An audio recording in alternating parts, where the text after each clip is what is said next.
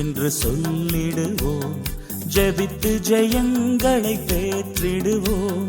ஜெபம் ஜெபம் ஜெயம் என்று சொல்லிடுவோம். ஜெபித்து ஜெயங்களை பெற்றிடுவோம். ஆவியின் வரங்களை அடைந்திடுவோம். அனைவரும் ஆனந்தம் ஆகிடுவோம். ஜெபம் ஜெபம் ஜெயம் என்று சொல்லிடுவோம். ஜெபித்து ஜெயங்களை பெற்றிடுவோம்.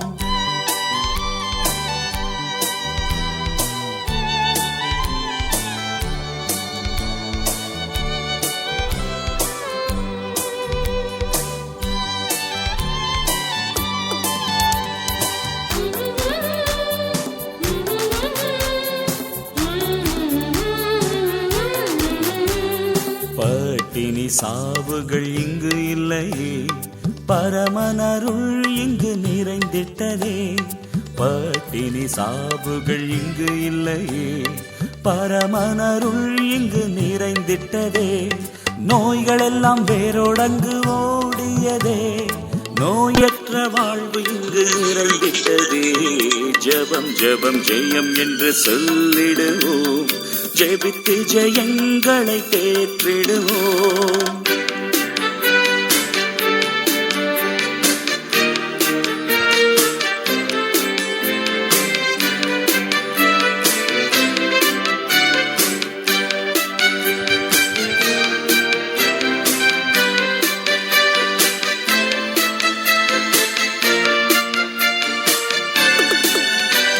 ஸ்தோத்திரம் ஸ்தோத்திரம் தினம் பாடுவோம்.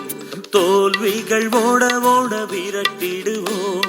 ஸ்தோத்திரம் ஸ்தோத்திரம் தினம் பாடுவோம். தோல்விகள் ஓட ஓட விரட்டிடுவோம். ஏசப்பா மார்பினில் சாய்ந்திடுவோம். அவர் பாதம் அமர்ந்து தினம் ஜெபித்திடுவோம். ஜெபம் ஜெபம் ஜெயம் என்று சொல்லிடுவோம். ஜெபித்து ஜெயங்களை பெற்றிடுவோம்.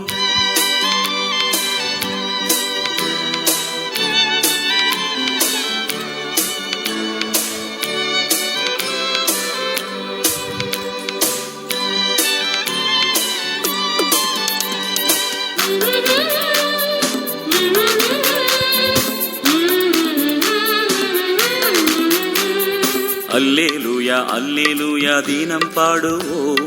அவர் வரும் வேளைக்காய் காத்திருப்போம். அல்லேலூயா அல்லேலூயா தினம் பாடுவோம். அவர் வரும் வேளைக்காய் காத்திருப்போம். மேகமதில் அவரை நாம் கண்டிடுவோம்.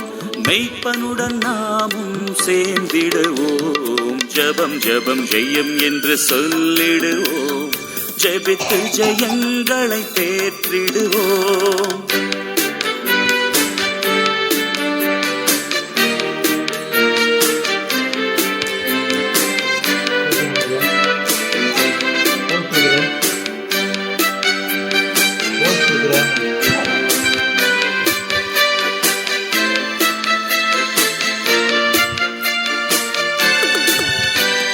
கர்த்தரின் வருகைக்காய் காத்திருப்போம். காலமெல்லாம் அவர் மடியில் தவழ்ந்திடுவோம். கர்த்தரின் வருகைக்காய் காத்திருப்போம். காலமெல்லாம் அவர் மடியில் தவழ்ந்திடுவோம். சாத்தானின் சோதனையை வென்றிடுவோம். நாமெல்லாம் ஆனந்தமாகிடுவோம். ஜெபம் ஜெபம் ஜெயம் என்று சொல்லிடுவோம். ஜெபித்து ஜெயங்களை பெற்றிடுவோம். எங்களை நேசிக்கிற எங்கள் அன்பு தகப்பனே, அப்பா இந்த 995 நாளை காணக்கூடிய கிருபைக்காக நன்றி தகப்பனே. இப்பொழுதும் தகப்பனே இந்த 995 நாள்ல இணையதள நேரல ஜெபக்குழுல தகப்பனே பங்கு பெறும் ஒவ்வொருவரையும் இணையதள நேரல ஜெபக்குழு சார்பாக வருக வருக என வரவேற்கிறோம். இப்பொழுது முதல் ஆரம்ப ஜெபம், அடுத்தல ஜெபம் சபைகளுக்காக, ஊழியங்களுக்காக, குடும்பங்களுக்காக, அதை தொடர்ந்து சாட்சிகள். இது நிகழ்ச்சி நிரல் 1ல இடம்பெறுது. அடுத்தல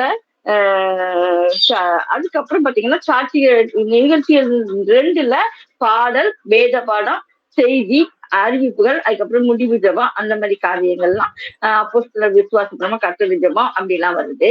2 பிரிவா அண்ணா பிரிச்சிருக்காங்க. முதல் இதுல இப்போ ஆரம்ப ஜபம். ஆரம்ப ஜபத்தை யார் எடுப்பாங்க? நானும் ஜெபம் நீங்க பண்ணிட்டேன். நானும் ஜெபம் பண்ணிட்டேன். அண்ணா அண்ணா அன்பின் ஆண்டவரே, இந்த அருமையான மாலைகளுக்கு நன்றி சொல்ல கர்த்தாவே. கர்த்தர் எங்களோடு கூட இந்த நாளிலே கூட தங்கிருக்க ஜெபிக்கிறோம் அப்பா. விசேஷமாக நாங்கள் இந்த வாரத்தின் கடைசி நாளில் கூடியிருக்கிறோம் அப்பா. வந்த யாவரையும் ஆசீர்வதிக்கும் ஜெபிக்கிறோம்.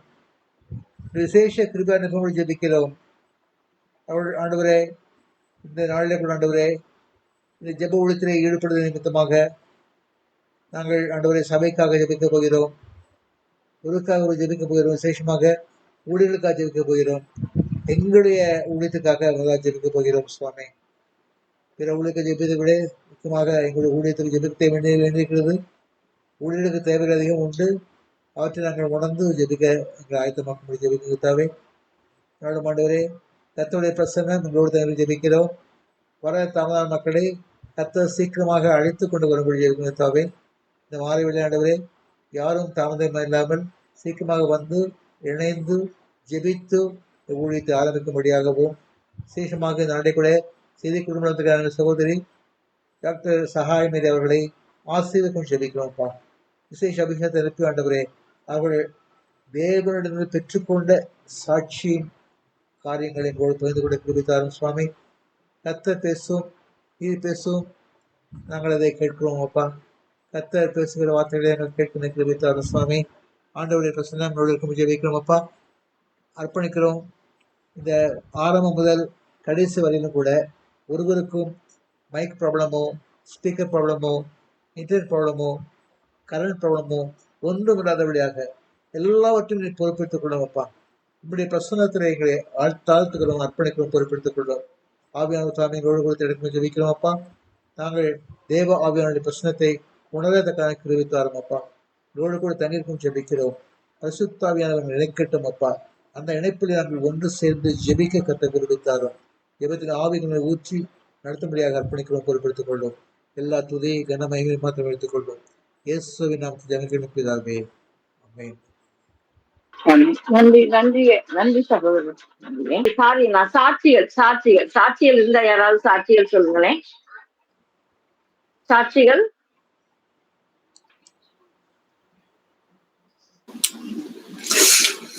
Stotram, I would like to share my testimony.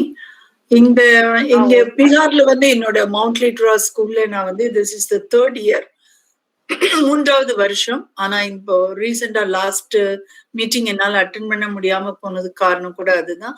நான் அங்க போயிருந்தேன் 2 நாள். எங்களோட பிரின்சிபல்ஸ் ட்ரைனிங் அப்படின்னு சொல்லி ஈஸ்டர்ன் ஜோன்ல உள்ள கிட்டத்தட்ட ஒரு 52 பிரின்சிபல்ஸ் வந்திருந்தாங்க.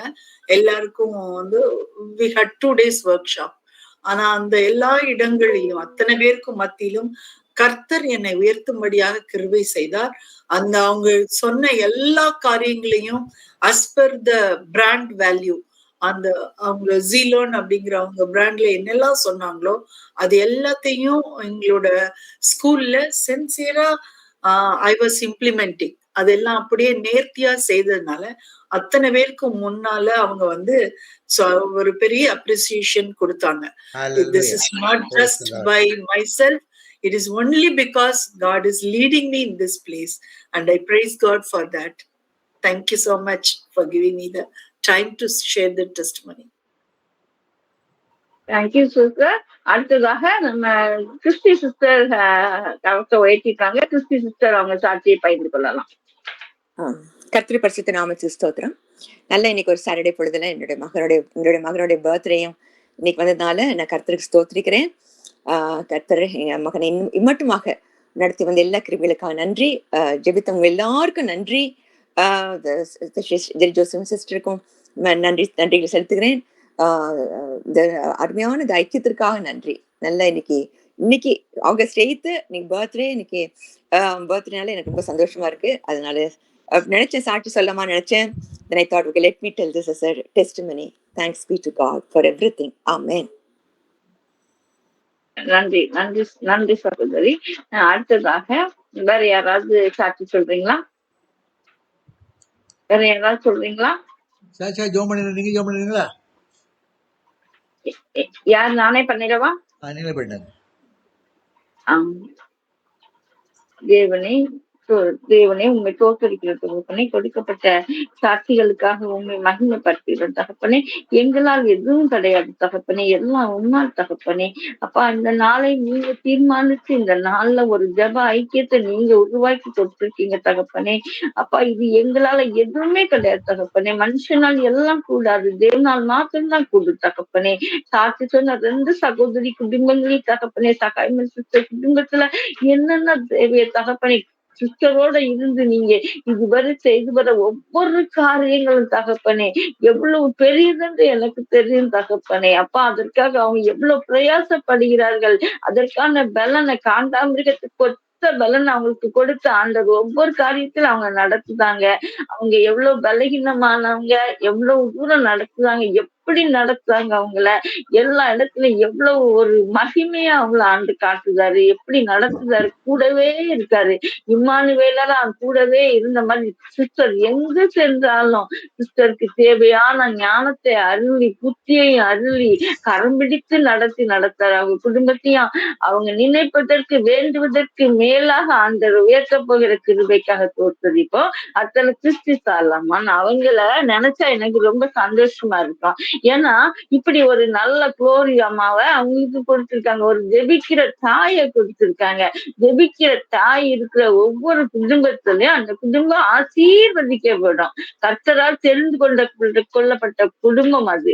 அந்த குடும்பத்தை தேவன் எவ்வளவாக ஆசீர்வதிப்பார் என்று தேவனுக்கு தெரியும். தேவன் அவர் பாதத்துல இருக்கிற ஒருவரையும் தகவல் புறம்பே தள்ளுவதே கிடையாது.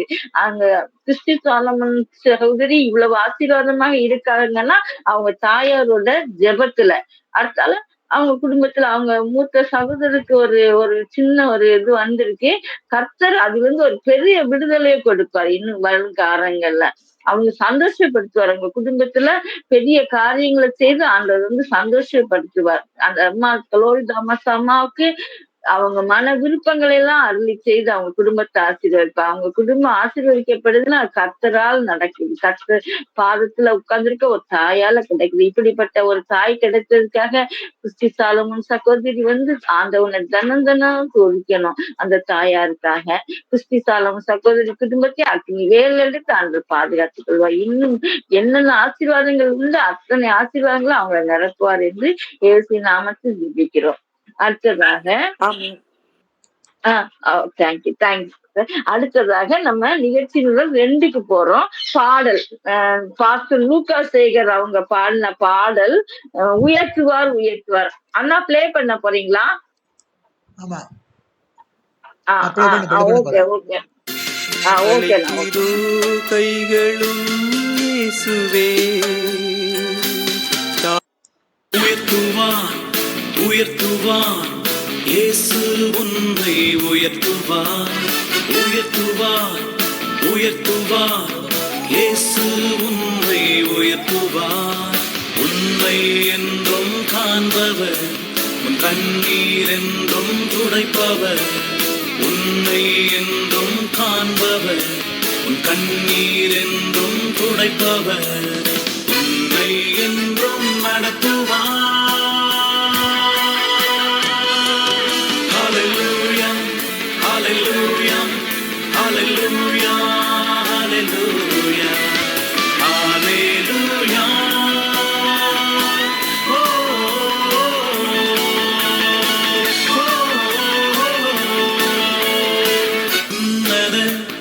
மாணவர் மறைவிலே வாழ்கிறேன்.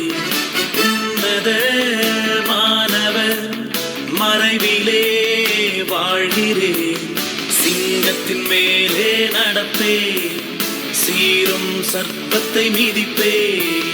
சிங்கத்தின் மேலே நடப்பே, சீரும் சர்ப்பத்தை மிதிப்பே. பெலனான தேவன் உண்டு.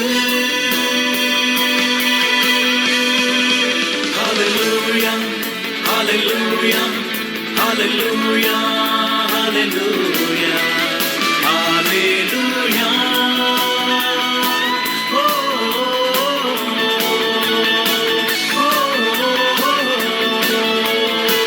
மிதித்திடுவோம் மிதித்திடுவோம், சர்ப்பங்களை தேள்களை மிதித்திடுவோம் மிதித்திடுவோம் மிதித்திடுவோம், சர்ப்பங்களை தேள்களை மிதித்திடுவோம்.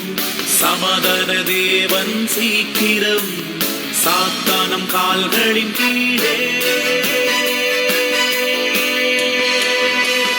நசுக்குவான் நசுக்குவான் நசுக்குவான். அல்லேலூயா அல்லேலூயா.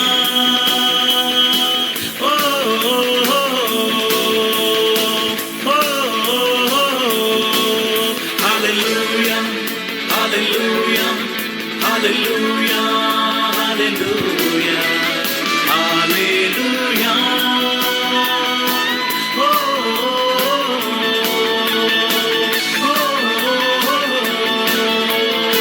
உயர்த்திடுவோம், உயர்த்திடுவோம், இயேசுவின் நாமத்தை உயர்த்திடுவோம், உயர்த்திடுவோம், உயர்த்திடுவோம், இயேசுவின் நாமத்தை உயர்த்திடுவோம். வானிலும் பூமியிலும் உயர்ந்தவர், சர்வ வல்லமை உடையவர். வானிலும் பூமியிலும் உயர்ந்தவர், சர்வ வல்லமை உடையவர். பரிசுத்த தேவன் இவரே.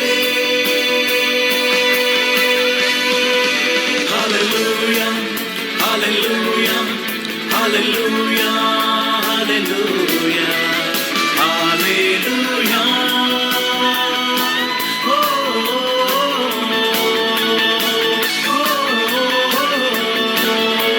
அடுத்ததாக வேத பாடம் வாசிப்பதற்காக நம்மிடையே உள்ள அன்பு சகோதரி டாக்டர் ஜெரி ஜோஸ்பின் அவர்களை அழைக்கிறோம். ஏசாயா 40வது அதிகாரத்தில் 1 to 5 முடிய உள்ள வசனங்களை வாசிப்பார்கள். கர்த்தருக்கு ஸ்தோத்திரம். ஏசாயா 40ஆம் அதிகாரம் முதல் 5 வசனங்கள். என் ஜனத்தை ஆற்றுங்கள், தேற்றுங்கள். எருசலேமுடன் பட்சமாய் பேசி அதன் போர் முடிந்தது என்றும் அதன் அக்கிரமம் நிவிர்த்தியாயிற்று என்றும் அது தன் சகல பாவங்களின் நிமித்தம் கர்த்தரின் கையில் இரட்டிப்பாய் அடைந்து தீர்ந்தது என்றும் அதற்கு கூறுங்கள் என்று உங்கள் தேவன் சொல்லுகிறார். கர்த்தருக்கு வழியை ஆயத்தப்படுத்துங்கள், அவ்வாந்தர வெளியே நம்முடைய தேவனுக்கு பாதையை செவ்வை பண்ணுங்கள் என்றும், பள்ளமெல்லாம் உயர்த்தப்பட்டு சகல மலையும் குன்றும் தாழ்த்தப்பட்டு கோணலானது செவ்வையாகி கரடு முரடானவை சமமாக்கப்படும் என்றும், கர்த்தரின் மகிமை வெளியரங்கமாகும், மாம்சமான யாவும் அதை ஏகமாய் காணும், கர்த்தரின் வாக்கு அதை உரைத்தது என்று வனாந்தரத்திலே கூப்பிடுகிற சத்தம் உண்டாயிற்று. ஆமேன். ஆமேன். அடுத்ததாக செய்தி வேலைக்கு நம்ம கடந்து போக போகிறோம். செய்தி நமது அன்பு சகோதரி டாக்டர் சகாய் மெடிடேஷன் அவர்களை செய்தியை கொடுப்பத பொருள் பள்ளத்தாக்கு 4, தலைப்பு பள்ளத்தாக்குகள் உயர்த்தப்படும், தாழ்வுகளை உயர்த்தும் தேவன். ஆதார வசனமாக ஏசாயா 40:4 எடுத்துட்டு சகோதரி இப்பொழுது நம்மிடையே கர்த்தருடைய செய்தியை பகிர்ந்து கொள்வார்கள். சகோதரி அவர்களை வருக வருக என இணையதள நேரடி ஜெப குழு சார்பாக வரவேற்கிறேன்.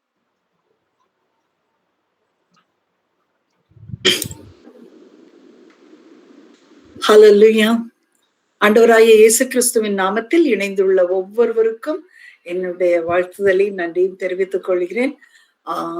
It has been a great pleasure to be present over here.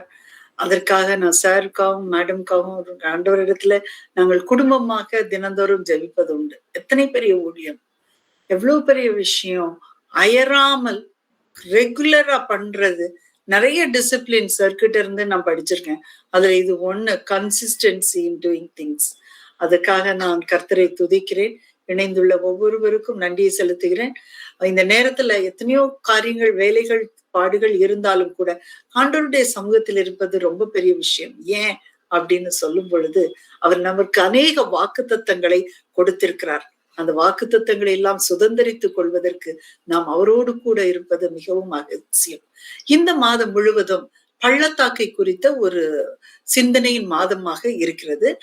அருமையா சார் சொன்னாங்க, த டிசைன்ஸ், பள்ளத்தாக்கு எந்தெந்த விதமான எல்லாம் இருக்கு, either V shape, U shape, மேடு பள்ளங்கள் நிறைந்தது, அதெல்லாம் சொன்னாங்க. வாழ்க்கையோடு ஒப்பிட்டு பேசினாங்க. இன்ட்ரோடக்ஷன்ல ரொம்ப நல்லா இருந்தது கேட்கறதுக்கு. நிறைய மெட்டஃபர் கூட அதுக்காக உணர்த்தப்பட்டோம்.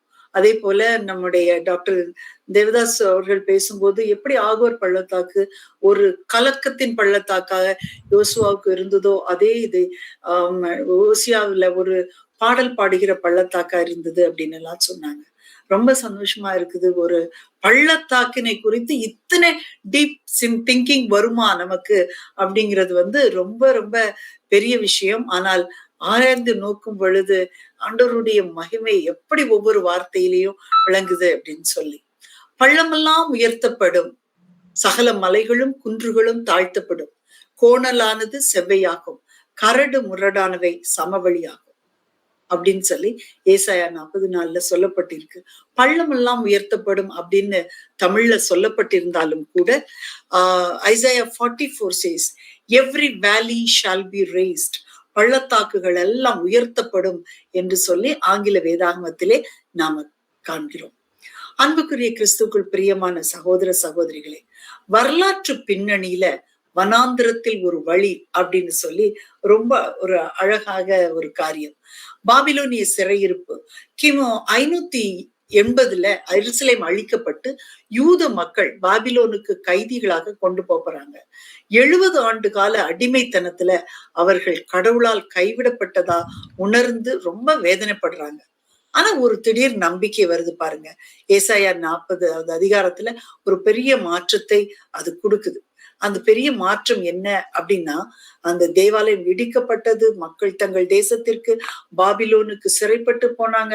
பல ஆண்டுகளாக அவங்க அந்நிய தேசத்தில் வாழ்ந்த போது தேவன் நம்மை மறந்து விட்டாரோ, நம்முடைய ஜெபங்களை எல்லாம் அவர் கேட்கலையோ அப்படின்லாம் சொல்லி அவங்களுடைய இருதயத்துக்குள்ள ஒரு கேள்வி எழுந்தது. ஆனா அவங்க பார்க்க முடியாத இடத்துலதான் ஒரு திடீர் நம்பிக்கை வருது. அந்த மாற்றத்தின் கருவியாக பெர்ஷியர் ராஜா கோரேஸ் மூலமாக தேவன் அந்த வழியை தீர்க்கிறார். தேவன் தமது ஜனங்களை ஒரு டைவர்ட் பண்றதுக்கு, அவர்களை டைரக்ட் பண்றதுக்கு தீர்க்கதரிசி மூலமாக மட்டுமல்ல, அவர் ஒரு புறஜாதி ராஜாவையே தமக்கு கருவியாக பயன்படுத்துகிறார். என் மேய்ப்பனாகிய கோரேசை குறித்து அவன் என் சித்தமெல்லாம் நிறைவேற்றி எருசலேமை பார்த்து ஆலயத்திற்கு அஸ்திபாரம் போடப்படும் என்று சொல்லுகிறேன் என்று ஏசாயா 44:28 சொல்லுகிறது. இங்க ஒரு அழகான உண்மை என்ன அப்படின்னு சொன்னா, இஸ்ரவேல் மக்கள் தாங்கள் சிறையில இருக்கிறோம் அப்படின்னு மட்டும்தான் பார்த்தாங்க. ஆனால் தேவன் அவர்கள் விடுதலைக்கான கதவை ஏற்கனவே திறந்துட்டார். அவர்கள் பாபிலோனின் அதிகாரத்தை பார்த்தாங்க, தேவன் கோரேசின் எழுச்சியை பார்த்தார். அவங்க இது எப்போது முடியும் அப்படின்னு யோசிச்சாங்க. ஆனா முடிவுக்கான நேரம் ஆல்ரெடி வந்துட்டு அப்படின்னு சொன்னாங்க. கோரேசு ராஜா பாபிலோனை வென்றபின் தேவன் அவனுடைய இருதயத்தை தூண்டினார். அவன் இஸ்ரவேல் மக்கள் எல்லாம் தங்கள் இடத்துக்கு திரும்பி போவும், எருசலேம்ல தேவனுடைய ஆலயத்தை கட்டவும் அனுமதி கொடுக்கிறான். பெர்ஷியாவின் ராஜாவாகிய கோரேசின் 1ஆம் வருஷத்திலே பாருங்க, ஃபர்ஸ்ட் இயர்லயே கர்த்தர் கோரேசின் ஆவியை எழுப்பினார் அப்படின்னு சொல்லி எஸ்ராவுல சொல்லப்பட்டிருக்கு. எஸ்ரா 1:1. உங்களில் அவனுடைய ஜனங்களில் எவன் இருக்கிறானோ அவன் எருசலேமுக்கு போய் இஸ்ரவேலின் தேவனாகிய கர்த்தருக்கு ஆலயத்தை கட்ட கடவன் அப்படிங்கிற ஒரு திருப்பு முனையையும் இதுதான் கொடுக்குறாங்க. இதுதான் ஒரு திருப்பு முனை. பாபிலோன்ல இருந்து எருசலேமுக்கு திரும்ப 100கணக்கான மைல் ஒரு கடினமான ஒரு பாதை. ஆனா அந்த கடினமான பாதையில அந்த ஒரு பெரிய மாற்றத்தை ஆண்டவர் இந்த நேரத்துல கொடுக்கிறார் அந்த எருசலேம் ஜனங்களுக்கு. அந்த வாக்குறுதி அவர்களுக்கு எப்படி ஒரு பெரிய ஆறுதலை கொடுத்திருக்கும் பாருங்க. அவங்க அந்த ஒரு இருண்ட காலமான அந்த 70 ஆண்டு காலத்துல அவர்களுடைய மனநிலை தேவன் கைவிட்டதாக உணர்ந்தாங்க. ஆனா திடீர் நம்பிக்கை ஏசாயா 40 கொடுக்கும் பொழுது, அந்த பெர்சியாவின் மூலமாக ஒரு பெரிய எழுப்புதல் கிடைக்கும் பொழுது அவர்களுடைய மனநிலை கர்த்தருடைய ஆயத்திற்கு, வழியின் ஆயத்திற்கு உயர்க்கிற ஒரு மனநிலையாய் இருக்கு.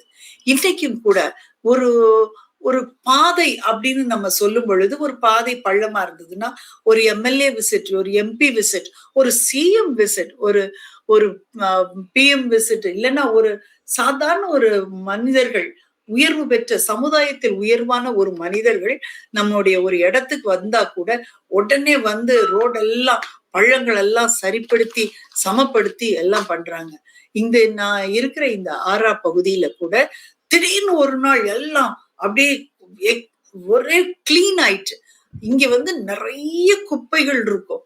பிளாஸ்டிக் சகட்டு மேனிக்கு எல்லாம் யூஸ் பண்ணுவாங்க. ஆனாலும் கூட ஒரு நாள் பார்த்தா ரொம்ப பெர்ஃபெக்டா கிளீனா, இதுதானா, இது நம்ம தினம் போற வழியா அப்படிங்கிற மாதிரி எல்லாம் கூட தோணுச்சு. கேட்டா இங்க சிஎம்மோட விசிட் இன்னைக்கு இருக்கு அப்படின்னு சொன்னாங்க.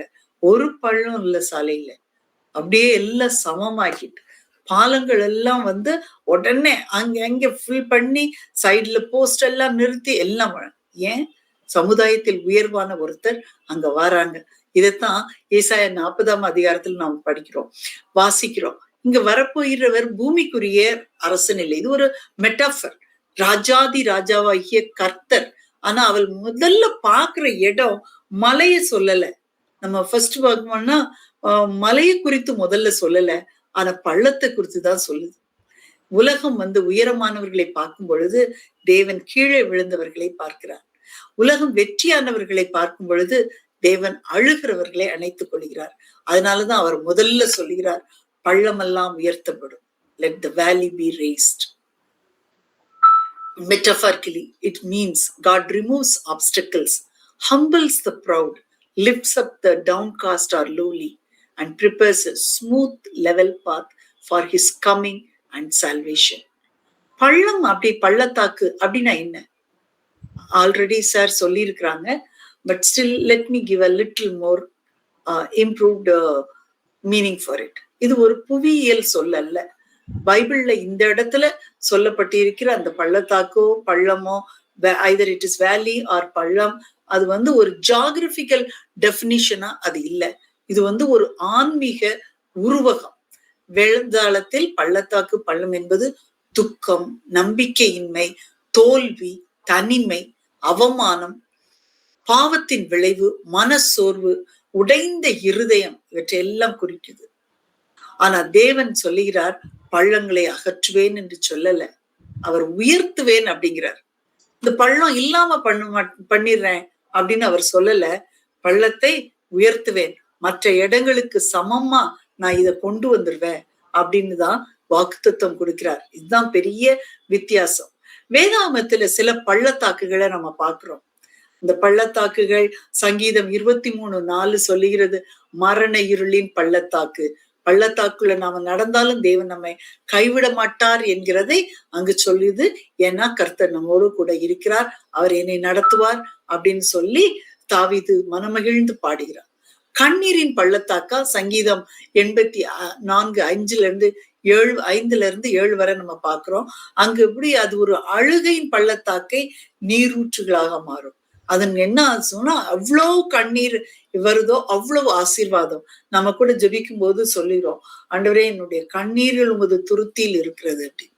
அது நிரம்பி சின்ன பிள்ளைல எல்லாம் நம்மளுக்கு சொல்லுவாங்க, அந்த ஆண்டவரோட பாதத்துல இருக்கிற அந்த கண்ணீர்ல துருத்தியில கண்ணீர் நிரம்பி வழிஞ்ச உடனே எல்லா ஆசீர்வாதமும் வந்துரும். அதனால இன்னும் ஊற்றி அழுது அவர் இடத்துல ஜெபிக்க வேணும்னு சொல்லுவாங்க. இன்னொரு பள்ளத்தாக்கு உலர்ந்த எலும்புகளின் பள்ளத்தாக்கு.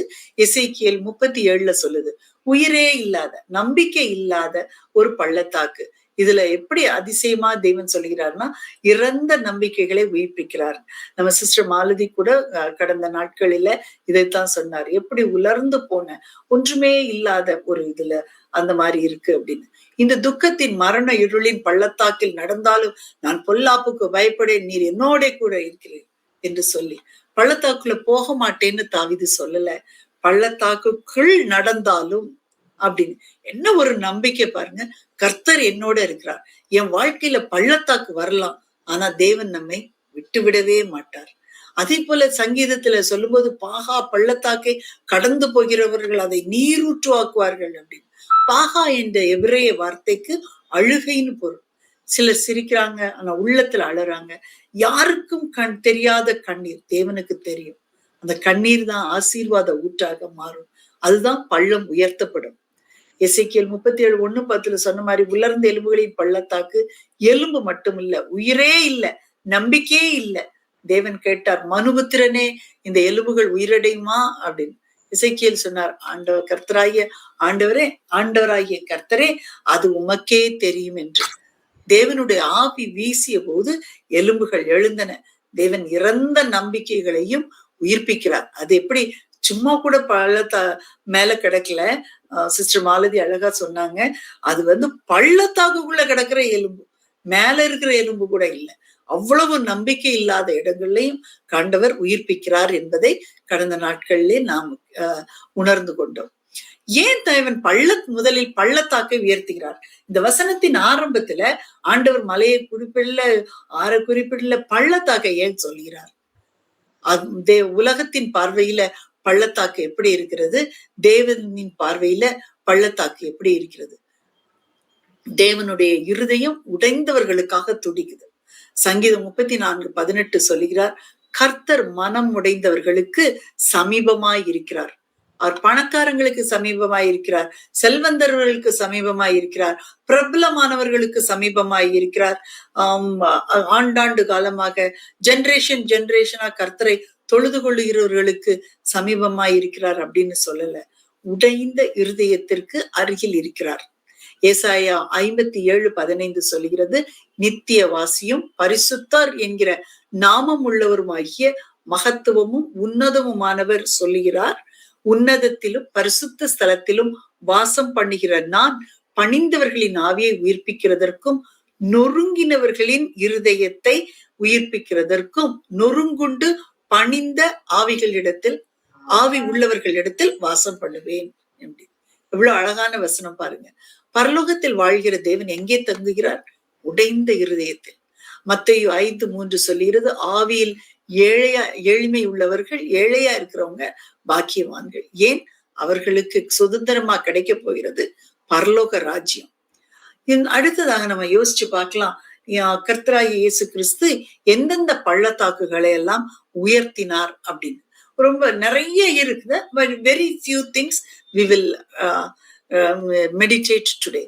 சமாரிய ஸ்திரீ யோவான் 4வது அதிகாரத்துல சொல்லுகிறார், அவர்கள் அந்த லேடியோட உலகத்தின் பார்வையில அவங்க எப்படி இருந்தாங்க, அவங்களுடைய உலகத்தின் பார்வையில அவங்களுடைய பள்ளத்தாக்கு எப்படி இருந்தது?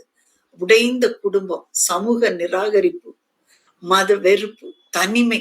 அதனாலதான் அவங்க மத்தியான வெயில்ல தண்ணி எடுக்க வந்தாங்க. அந்த சுடு வெயிலில மக்கள் ஜன நடமாட்டம் ரொம்ப கம்மியா இருக்கும். யாரும் தன்னை ஐடென்டிஃபை பண்ண மாட்டாங்க. அவ்வளவு ஒரு வெட்கமான ஒரு மரியாதை இல்லாத ஒரு ஜீவனம். அதனால அவங்க வந்தாங்க. ஆனா already Jesus was waiting there. அவர் உட்கார்ந்து இருந்தார். ஒரே ஒரு சந்திப்பு அந்த கிராமத்தோட வரலாற்றையே மாற்றிட்டு அந்த அம்மா போய் சொன்னாங்க, நான் என்னுடைய வாழ்க்கையை பத்தி ஒருத்தர் சொன்னார் அப்படின்னு சொல்லி. அப்ப அந்த வாழ்க்கையை பத்தி சொன்னார் அப்படிங்கும் போது எந்த அளவுக்கு அந்த அம்மாவோட இருதயத்துல ஆண்டவரை பற்றின ஒரு உணர்வு இருக்கணும். அவங்க அந்த ஒரு ஸ்திரீனால அவங்க வெளியில போய் சொன்னாங்க. கேட்டுட்டு ஓடி போய் வீட்டுக்குள்ள இருக்கல, வெளியில சொன்னாங்க. அதனால அது அந்த கிராமத்தையே மாற்றிட்டு எல்லாரும் வந்தாங்க, கர்த்தரை தெரிந்து கொண்டாங்க, பார்த்தாங்க, யார் இவர் என்பதை அறிந்து கொண்டார்கள். மெஸ்ஸியாவினுடைய நாள் வந்துவிட்டது என்பது அவர்கள் தெரிந்தாங்க. 2வது நம்ம பாக்குறது அந்த இரத்த போக்குள்ள பெண். மார்க் 5:25-34 வரைக்கும் அதுல சொல்லப்பட்டிருக்கு. 12 வருஷம் அந்த அம்மா அப்படியே அவ்வளோ வேதனையான ஒரு நிலைமையில இருந்தாங்க. 12 வருஷத்துல அவங்க ரொம்ப கஷ்டப்பட்டு எல்லாம் இருந்த காலத்திலையும் அவங்க ஏசாமி அவங்கள கேட்கல, நீ எப்படி இருக்கமா அப்படின்னு தொட்டெல்லாம் சொல்லல. ஆனா அவருடைய தொங்குதல், ஒரு ஆடையினுடைய ஒரு தொங்கலை அந்த அம்மா கூட்டத்துல தொட்டாங்க. தேவனிடத்திலிருந்து வல்லமை புறப்பட்டது. ஆண்டவர் அவங்கள ஒதுக்கல, ஐயோ தீட்டு அப்படின்னு சொல்லல. அவர் சொன்ன வார்த்தை மகளே அப்படின்னு சொன்னார். அந்த கண்ணியம், அவளுடைய கண்ணியம் அந்த நேரத்துல உயர்த்தப்பட்டது. அடுத்ததா நம்ம யோசிச்சு பார்த்தோம்னா லூக்கா 19 இருக்குது. அது ரொம்ப ரொம்ப ஒரு வெரி இன்ட்ரெஸ்டிங் ஸ்டோரி. அந்த குள்ளமான ஒரு மனுஷன் சமுதாயத்துல எல்லாரும் அப்படி இப்ப சவுல் எல்லாம் சொல்லும் பொழுது எல்லாருடைய எல்லாருமே அவனுடைய தோளுக்கு கீழாக இருந்தாங்க அப்படின்னு. பலசாலியா இருந்தாங்கன்னு நிறைய பேரை சொல்றாங்க. அவன் படிப்புல ரொம்ப மேன்மை பெற்றிருந்தாங்கன்னு பவுல சொல்றாங்க. ஆனா இந்த மனுஷன் மற்றவர்களுடைய பார்வையில பாவிங்கிறது தாண்டி அவன் குள்ளமா இருந்தான், மற்றவர்களால மதிக்கப்படாம இருந்தான், நல்ல பேர் கிடையாது. ஆனா இயேசு அவனுடைய வீட்டிற்கு சென்றார். உலகம் அங்கெல்லாம் யாரெல்லாம் நிராகரிக்கிறதோ அவங்களை எல்லாத்தையும் ஆண்டவர் தானே முன் சென்று அவர்களை உயர்த்துகிறார். உலகம் அதிகமாக ஒதுக்குனவங்களை தான் அவர் அதிகமாக நேசித்தார். அவங்க வீட்டுலதான் ரட்சிப்பு வந்தது. அவன் உடனடியாக ரட்சிக்கப்பட்டான். தேவன் அவருடைய வீட்டுக்குள்ள நுழையணும்னு அவசியம் இல்லை. மேல பார்த்து சகைவேன்னு சொன்ன உடனே அவனுடைய பாவங்கள் எல்லாம் அவனுக்கு அப்படியே உணரப்பட்டது. கொஞ்ச நாளைக்கு முந்தி மோடி அவர்களுடைய பிரசங்க குறிப்புகளை பத்தி படிச்சுட்டு இருக்கும்போது சொன்னா, அவர் ஒரு ட்ரெயின்ல மிஷினரி, அவர் ஒரு ட்ரெயின்ல பிரயாணம் பண்ணிட்டு இருக்கும்போது இங்கிலாந்து தேசத்துல ஒரு ரயில்வே ஸ்டேஷன்ல அவர் உள்ள இருந்தார். ரயில்வே ஸ்டேஷன் தாண்டுது அந்த ட்ரெயின். அப்பொழுது மக்கள் எல்லாரும் பாவத்தால் உணர்த்தப்பட்டவர்களாக அந்த ரயில்வே ஸ்டேஷன்ல அப்படியே எல்லாரும் கதறி அழுதாங்களாம். ஒரே நாளில் அவங்க அத்தனை பேரும் ரட்சிக்கப்பட்டாங்க அப்படின்னு பிரசங்கியார் மூடியோட வரலாறு சொல்லுது. அப்போ தேவன் நம்மோடு கூட இருக்கும் பொழுது நமக்கு நிச்சயமாக நம்மளுடைய உணர்வுகள் நிச்சயமாக மாறும். மூன்றாவதா நம்ம பார்க்கும்போது பேதுரு, இந்த கல்லின் மேலதான் ஆண்டவர் சபையை கட்டினார். ஆனா அவருடைய வாழ்க்கை எப்படி இருந்தது? தேவனோடு கூடவே தான் இருந்தார். ஆனா 3 முறை மறுதலித்த போது அவர் ஒரு குற்ற உணர்வு அடைந்தார். லூக்கா 22வது அதிகாரத்திலையும் யோவான் 21வது அதிகாரத்திலையும் இதை பற்றி சொல்லப்பட்டிருக்கிறது. இயேசு அந்த குற்ற உணர்வில் இருந்த அந்த பள்ளத்துல இருந்து அன்பினால் அவரை உயர்த்தினார். எப்படி என்கிட்ட அன்பா இருக்கியான்னு கேட்டாரா? அந்த அன்பு தான் அந்த பள்ளத்தை, அந்த குற்ற உணர்வு, அந்த காட்டி கொடுத்துட்டோமே அப்படிங்கிறது, மறுதலித்தோமே அப்படிங்கிறது, அந்த உணர்வை எல்லாம் அது மாற்றியது. நம்முடைய வாழ்க்கையில நம்ம அதிகமா நம்ம சொல்லுகிற பள்ளத்தாக்கு, எல்லாவற்றிலும் ரொம்ப அதிகமான ஒரு பள்ளத்தாக்கு என்ன அப்படின்னா அது கல்வாரி பள்ளத்தாக்கு தான். அந்த மிகப்பெரிய பள்ளத்தாக்கு அது கல்வாரி தான் அப்படின்னு சொல்றோம். இந்த தியானத்துல இது ஒரு முக்கியமான பகுதி. ஏன் இயேசுவால நம்ம உயர்த்த முடியும், ஏன் இயேசுவால நம்ம எல்லாம் செய்ய முடியும் அப்படின்னு நாம விசுவாசிக்கிறோம் அப்படின்னு சொன்னா, அவர் அந்த தாழ்ந்த பள்ளத்தாக்கியாகிய கல்வாரிக்குள் இறங்கினார். அதுதான் இருக்கிறதுலே அதிகமான தாழ்வான ஒரு இடம். மெட்டபாரிக்கலி அது மெட்டபாரிக்கலி this is the most one, the valley that nobody can get in and get out. ஆனா அவர் கீழே இறங்கினார், தாழ்ந்த பள்ளத்தாக்குள்ள இறங்கினார். பிலிப்பியர் 2:6-8 சொல்லுகிறது, அவர் தேவனுடைய ரூபமா இருந்தும் தம்மைத்தாமே வெறுமையாக்கி சிலுவையின் மரணம் வரைக்கும் கீழ்ப்படிந்தார் அப்படின்னு சொல்லி. தேவன் மனிதனானார், ராஜா அடிமையானார், பரிசுத்தர் பாவியாக எண்ணப்பட்டார், உயிருள்ளவர்கள் மரித்தார்கள். அவர் இறங்கியதால் நாம் உயர்த்தப்பட்டோம். கொஞ்ச நாளைக்கு முந்தி கூட வேத வசனங்களை வாசித்து கொண்டிருக்கும் போது, தேவன் இறங்கினார், மரித்தார், அங்க போய் பாதாளத்துல அந்த பள்ளத்துக்குள்ள இறங்கி என்ன பண்ணினார் அப்படின்னு சொன்னா அது ரொம்ப ஆச்சரியமா இருந்தது. நோவா காலத்துல மரித்த ஆத்மாக்களுக்கு சுவிசேஷத்தை சொன்னாராம். எப்படி பாருங்க, எவ்வளவோ 100 ஆண்டு காலமாக நோவா சொல்லிட்டே இருக்காரு, எல்லாம் வேலைக்குள்ள வாங்க, அதுக்காக வேலை கட்டுறோம், ஒரு நாள் அழிவு வரும், நீங்க ரட்சிக்கப்படுங்க அப்படியெல்லாம் சொல்லும் பொழுது அதெல்லாம் மறுதளிச்சு கேலி கிண்டல் பண்ணின ஆத்துமாக்கள் இடத்துல கர்த்தர் எவ்வளவு இரக்கமா இருக்கிறார் பாருங்க. உயிருள்ளவர், அவர் உயிருள்ள தேவன், அவர் மரித்தார், அவர் இறங்கியதால் பள்ளங்கள் நிரப்பப்பட்டு நாம் உயர்த்தப்படுகிறோம். 2 கொரிந்தியர் 8:9 சொல்லுகிறது, அவர் ஐஸ்வர்யம் உள்ளவராய் இருந்தும் நம்முடைய நிமித்தமாக அவர் ஏழையானார். அவர் பள்ளத்துக்குள்ள இறங்கினார், ஐஸ்வர்யமாய் இருந்தும் அந்த பள்ளத்துக்குள்ள இறங்கினார், அந்த ஏழையாக்கினார். அதனால் அந்த பள்ளங்கள் உயர்த்தப்பட்டது, நாம் உயர வேண்டும் என்பதற்காக. இன்னைக்கும் கூட நமக்கு என்னென்ன பள்ளத்தாக்கள்லாம் இருக்கு, ரொம்ப பல பள்ளத்தாக்கு இருக்கலாம். And the most one that disturbs our everyday life is depression, மனச்சோர்வு, worries, கவலைகள். இதுதான் ஒரு கலக்கம், நாளை குறித்து கலக்கம், இன்றைய குறித்து கலக்கம், லேட்டானா கலக்கம், சீக்கிரம் ஏதாவது நடந்தாலும் கலக்கம், எல்லாம். சங்கீதம் 42:11 சொல்லுகிறது, என் ஆத்துமாவே நீ ஏன் கலங்குகிறாய். அடுத்ததாக நாம் அதிகமாக இருக்கிற ஏற்றுக்கொள்ள முடியாத ஒரு பள்ளத்தாக்கு தோல்வி. மீகா 7:8 சொல்லுகிறது, நான் விழுந்தாலும் எழுந்திருப்பேன். எவ்வளவு ஒரு அஷூரன்ஸ் ஆண்டவர் நமக்கு கொடுத்து வச்சிருக்கிறார். ஆனாலும் கூட நம்ம அது ஒரு பள்ளத்தாக்காதான் நம்ம நினைச்சு தோல்விக்குள்ள அந்த பள்ளத்துக்குள்ள இருந்து எழும்ப முடியாம நம்ம இருக்கிறோம். குற்ற உணர்வு என்கிற ஒரு பள்ளத்தாக்கு. யோவான் 1:9 சொல்லுகிறது, நாம் நம்முடைய பாவங்களை அறிக்கையிட்டால், பாவங்களை அறிக்கையிடணும். குற்ற உணர்வோட வாழ்றதுனால ஒரு யூஸும் கிடையாது. அது பள்ளமாவே தான் இருக்கும். அதை அறிக்கையிடும் பொழுது அந்த பள்ளம் நிரப்பப்படும். தனிமை ரொம்ப as per the latest statistics, ரொம்ப அதிகமான உணர்வு மக்களுக்கு எது அப்படின்னு சொன்னா அது தனிமை உணர்வு தான் அப்படின்னு சொல்றாங்க. ஆனாலும் அந்த தனிமையான பள்ளத்தாக்குல ஆண்டவர் நமக்கு வாக்குத்தத்தம் கொடுத்திருக்கிறார். எபிரேயர் 13:5 நான் உன்னை ஒருபோதும் கைவிடேன், நான் உன்னை விட்டு விலகுவதும் இல்லை, உன்னை கைவிடுவதும் இல்லை என்று சொல்லியிருக்கிறார். அடுத்த ஒரு பெரிய பள்ளத்தாக்கு நம்மளுடைய எவ்ரிடே லைஃப்ல இருக்கிறது என்ன அப்படின்னா நம்பிக்கையின்மை, ஹோப்லெஸ்னஸ். எதுலையுமே ஒரு விசுவாசம் கிடையாது, ஒரு நம்பிக்கை கிடையாது. ஒரு முயற்சி பண்ணினாலும் வெற்றி அடைவோம் நம்பிக்கை கிடையாது, முயற்சி பண்ணாட்டாலும் நம்மளோட தோல்வி அடைவோமே அப்படிங்கிற ஒரு எண்ணமும் கிடையாது. எந்த விதத்திலையும் ஒரு பிடிப்பின்மை, ஒரு நம்பிக்கை இல்லை, பிடிப்பு இல்லை அப்படின்னா நம்முடைய விசுவாசம் பலப்படல அப்படின்னு நாம நினைக்க வேண்டும். விசுவாசம் எதனால் வருகிறது? தேவனை அறிந்திருப்பதனாலும் தேவனுடைய வாக்குத்தத்தங்கள் மீது நம்பிக்கை வைத்திருப்பதனாலும் தான் வருகிறது. ரோமர் 15:13 சொல்லுகிறது, நம்பிக்கையின் தேவன் உங்களை சந்தோஷத்தினாலும் சமாதானத்தினாலும் நிரப்புவாராக என்று.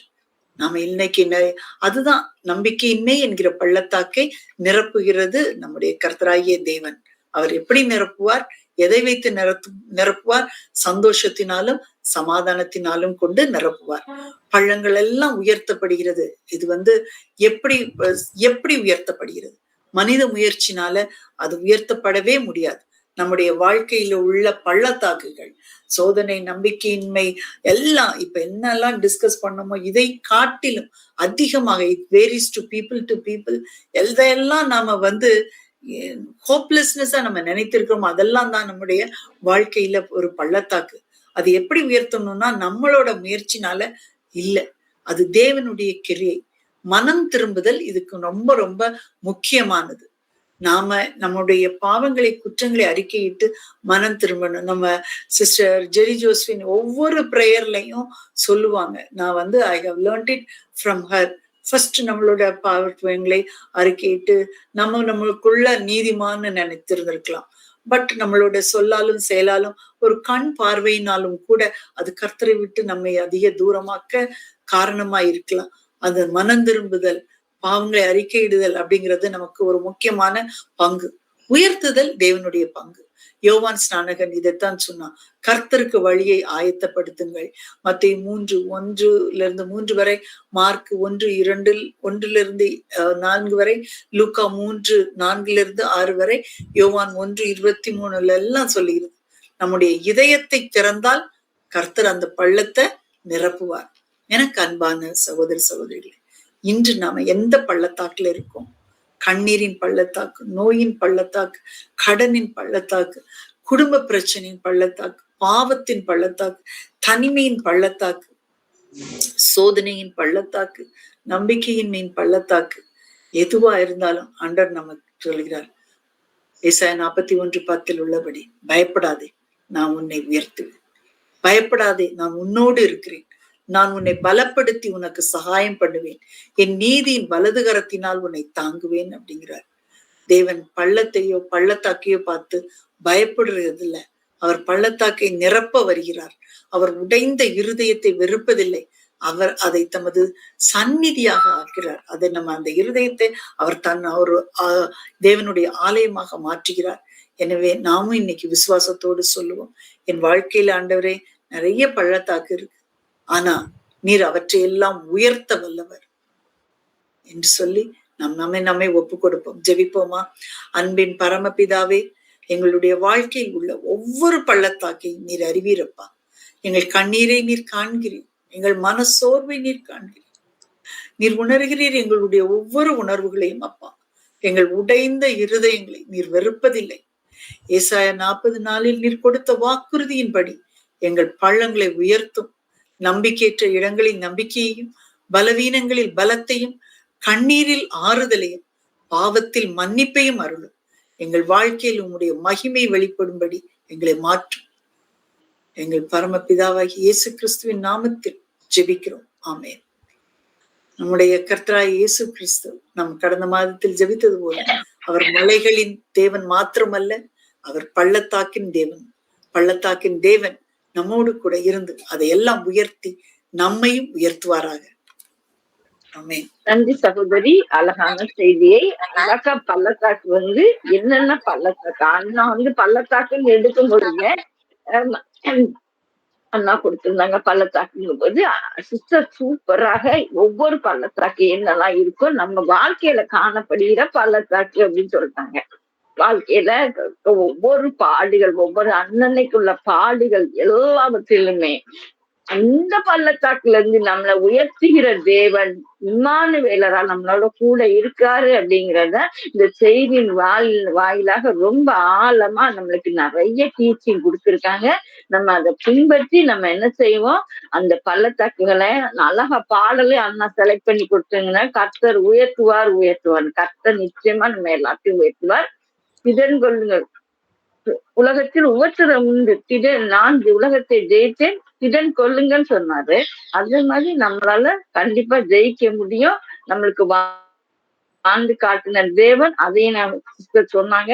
எத்தனை பேர் எத்தனை பள்ளத்தாக்குகள் இருந்து வேதத்துல இருந்து நம்மளுக்கு எடுத்து காட்டினாங்க. சமாரிய ஸ்திரியை சொன்னாங்க, 12 வருஷம் பெரும்பாடுள்ள ஸ்திரியை சொன்னாங்க, சரியவை பற்றி சொன்னாங்க, பேதுருவை பற்றி சொன்னாங்க. ஏசுப்பட்ட பாடுகள் கல்வாரியில என்னெல்லாம் நம்மளுக்காக இது பண்ணான்னு சொல்லி எல்லாம் சொல்லியும் நம்மள நீக்கி பிராக்டிக்கல் லைஃப்ல நம்ம எப்படியெல்லாம் இருக்கணும், நம்மகிட்ட காணப்படுகிற பள்ளத்தாக்குகள்லாம் எப்படி இருக்கிறது, அந்த பள்ளத்தாக்குல இருந்து தேவன் நம்ம நிச்சயமாக உயர்த்துவார் என்று சொல்லிட்டாங்க. சகோதரிய அதிகமாக ஆசீர்வதிப்பார்கள். அடுத்ததாக அறிவிப்புகள் 11/8/26 அன்னைக்கு எஸ்கோல் பள்ளத்தாக்கு, பாலும் தேனும் ஓடு பள்ளத்தாக்கு, இதை பற்றி சகோதரி டாக்டர் ஜெரி ஜோஸ்பின் அவர்கள் நம்மளிடையே செய்தியை பகிர்ந்து கொள்வார்கள். அடுத்தத முடிவு ஜெபத்திற்காக நம்ம சகோதரியை அன்புடன் அழைக்கிறோம். இரக்கமும் உள்ள எங்கள் பரமபிதாவே, உமக்கு கூட கொடி ஸ்தோத்திரம் அப்பா. நன்றி இயேசு சுவாமி, நன்றி நன்றி தகப்பனே. இந்த நாளில் கூட எங்கள் ஒவ்வொருவரையும் கூடி வர செய்தீரப்பா, உமக்கு கோடா கோடி நன்றி இயேசு சுவாமி. நன்றி தகப்பனே. இந்த நாளிலே நாங்க ஆரம்பம் முதல் இப்பொழுது வரைக்கும் எந்தவித டிஸ்டர்பன்ஸும் இல்லாமல் எங்கள் ஒவ்வொருவரும் இந்த இணைப்பிலே அழகாக இணையவும், தொடர்ந்து ஜெபத்தை ஜெபிக்கவும், தேவனுடைய வார்த்தைகளை தியானிக்கவும் நீர் கிருபை பாராட்டினீர். முக்கோடா கோடி நன்றி. இணைந்த ஒவ்வொருவருக்கும் ஆண்டவராய் இயேசு கிறிஸ்துவின் நாமத்தில் வாழ்த்துதலை சொல்கிறோம்ப்பா. ஆண்டவரே, இணைந்த செய்தியை கேட்டவர்கள் அவர்களுடைய தீர்மானங்களுக்காக உமது சமூகத்திலே வருகிறோம் அப்பா. நாங்கள் கேட்கிறவர்களாக மாத்திரமல்ல, கிரியை செய்கிறவர்களாகவும் இருக்க வேண்டும் என்று கர்த்தாவை நீர் விரும்பினீர் இயேசு சுவாமி. அதே போல எங்களுடைய கிரியையில் நாங்கள் உம்மை வெளிப்படுத்த கிருபை செய்யுங்கப்பா. ஆண்டவரே, இன்றைக்கு நாங்களுடைய இருதயத்தில் என்னென்ன தீர்மானங்களை எல்லாம் எடுத்திருக்கிறோமோ கர்த்தாவே, அது உமது துணை கொண்டு எங்கள் வாழ்க்கையில் அபியாசப்படுத்த கிருபை செய்யுங்கப்பா. ஆண்டவரே, இங்கு ஏறெடுத்த ஒவ்வொரு ஜெபத்திற்கும் பரலோகம் திறந்ததற்காகவும், ஆம் என்றும் ஆமேன் என்றும் பதில் வந்ததற்காகவும் முக்கோடா கொடி ஸ்தோத்திரம் இயேசு சுவாமி. ஆண்டவரே தகப்பனே, இந்த 995வது இணையதள நேரலை ஜெபக்குழுவிலே இந்த ஜெபக்குழுவில் உள்ள ஒவ்வொரு ஜெப பங்காளர்களுக்காகவும் மது சமூகத்திலே வருகிறோம் அப்பா. ஒவ்வொரு குடும்பத்தையும் பேர் பேராக கர்த்தர் ஆசீர்வதிக்க வேண்டும் என்று ஜெபிக்கிறோம் அப்பா. ஆண்டவரே, இந்த குடும்பங்கள் மீது தேவனுடைய பரிசுத்த பாதுகாவல் இருக்கட்டும். எல்லாம் அவர்கள் குடிக்கிற உண்ணுகிற ஒவ்வொரு உணவையும் கர்த்தர் ஆசீர்வதித்து கொடுங்க. அவர்கள் ஒவ்வொருவருடைய போக்கையும் வரத்தையும் கர்த்தர் ஆசீர்வதித்து கொடுங்கப்பா. அவர்களோடு கூட தகப்பனே சுற்றி உள்ள ஜனங்கள் ஒவ்வொருவருடைய கண்களிலும் ஆண்டவரே இந்த ஒவ்வொரு குடும்பங்களுக்கும் தயவும் இரக்கமும் கிடைக்கட்டும் அப்பா. அவர்கள் கையிட்டு செய்கிற ஒவ்வொரு பிரயாசத்திலும் தேவனே உமது மகிமை விளங்கட்டும். கர்த்தாவே, பள்ளங்களை உயர்த்துகிற தேவன், பள்ளத்தாக்குகளை உயர்த்துகிற தேவன். ஆண்டவரே, எங்களுடைய ஜெப பங்காளர் குழுவிலே இருக்கிற ஒவ்வொரு குடும்பங்களுக்கும் அவங்க சமூகத்திலே வருகிறோம். பள்ளத்தாக்கை உயர்த்தும் இயேசு சுவாமி. ஒவ்வொருடைய குடும்பத்திலும் இருக்கிற பள்ளத்தாக்குகள் உயர்த்தப்படட்டும். ஆண்டவரே, ஜெபிக்கிற ஒவ்வொருவரையும் ஆசீர்வதிங்க. அநேகருக்கு அவர்கள் ஜெபிக்கும்படியாக உயர்த்துங்க இயேசு சுவாமி. ஆண்டவரே, இந்த ஜெப ஊழியம் தடையின்றி நடந்ததற்காக உமக்கு ஸ்தோத்திரம். இந்த ஊழியம் இன்னும் அதிகமாய் விருத்தி அடைவதற்காக ஸ்தோத்திரம். எங்களை தாழ்த்தி ஒப்பு கொடுக்கிறோம் அப்பா. இயேசுவின் மூலம் ஜெபிக்கிறோம் நல்ல பிதாவே, ஆமென். நன்றி சகோதரி. அடுத்தது அப்போஸ்தல விசுவாசமான ஜெபம் பாடலாக ஒளிபரப்பப்படும். அதை தொடர்ந்து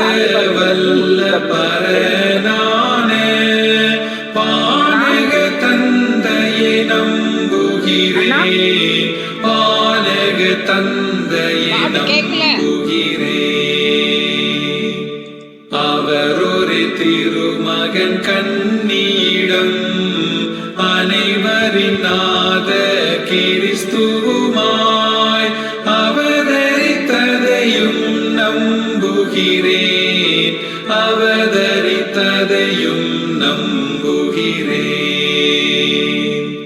பிலாத்துவின் கீழவர் சிலுவையதில் பெரும் பாடுகளுடன் இறந்தடங்கி பெருங்குழி புகுந்ததை நம்புகிறேன், பெருங்குழி புகுந்ததை நம்புகிறேன்.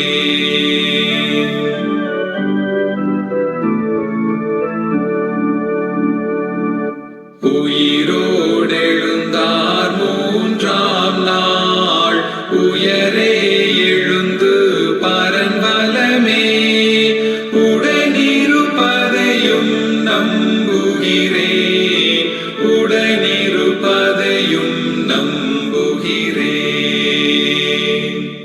உயிருள்ளோரும் இறந்தோரும் உண்மையம் தீர்ப்பை அடைந்திடவே உறுதியாய் வருவார் நம்புகிறேன், உறுதியாய் வருவார் நம்புகிறேன்.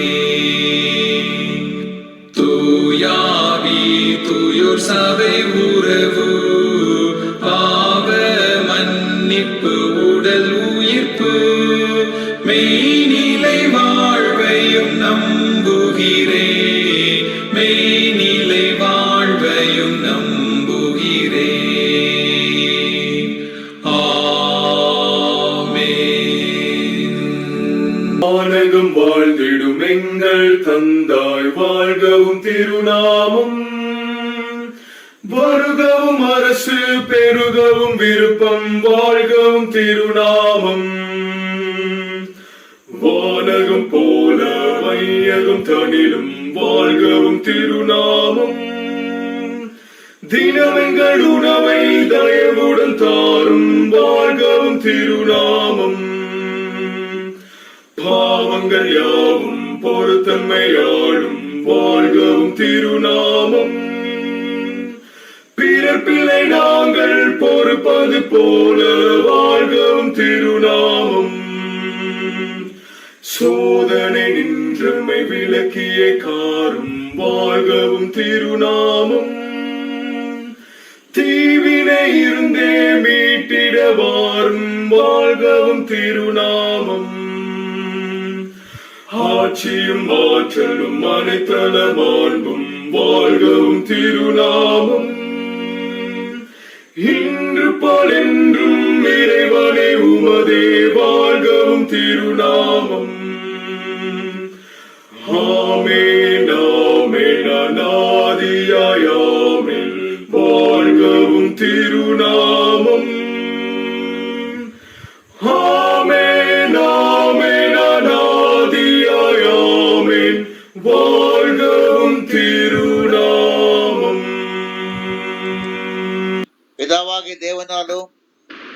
இயேசு கிறிஸ்துவினாலும் பரிசுத்தாவின் ஐக்கியத்தினாலும் சகோதரர்கள் யாவருக்கும் சமாதானமும் விசுவாசக்கூடிய அன்பும் உண்டாவதாக. ஆமென். ஆமென். ஆம்.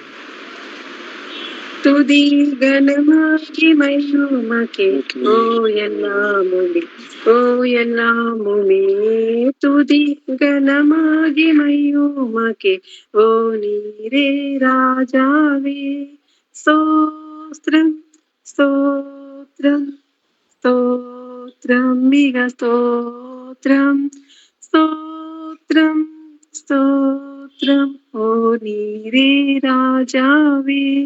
ஹல்லேலூயா துதி கனமாகிமை உமக்கே ஓ எல்லாமுமே ஓ எல்லாமுமே துதி கனமாகிமை உமக்கே ஓ நீரே ராஜாவே. ஆமென். ஆமென். ஹல்லேலூயா. ஹல்லேலூயா. ஆமென் ஆமென். ஹல்லேலூயா. வந்திருந்த அனைவருக்கு நன்றி. அடுத்த 11ஆம் தேதி வந்து எல்லாரும் ஆசீர்வாதத்தை பெற்றுக்கொள்ளுங்க. கண்டிப்பாக எல்லாரும் வாங்க.